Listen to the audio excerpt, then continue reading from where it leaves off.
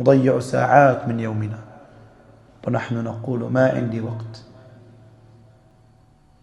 كتاب الله ثم الصلوات الخمس جماعة حتى تنال على 27 ضعف، حتى تفضل صلاة الجماعة على صلاة الفرد ب25 ضعفا. فالصلاة في المسجد استثمر بها يومك، استثمر يومك بأذكار بعد الصلاة، كنوز الحقيقية. أذكار بعد الصلاة: من قرأ آية الكرسي دبر كل صلاة لم يمنعه من دخول الجنة إلا الموت.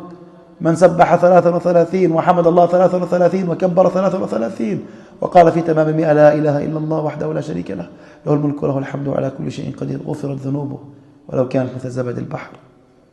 استثمر يومك بالذكر، قل في يوم سبحان الله وبحمده 100 مرة تغفر ذنوبك. قل في اليوم سبحان الله وبحمده سبحان الله العظيم وكررها. صل الضحى، صل الضحى فكأنك تتصدق ب360 صدقة.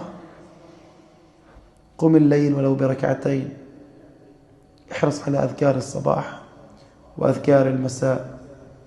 إذا أكلت فاحمد الله عز وجل، وإذا أكلت سم الله قبلها واحمد الله بعدها.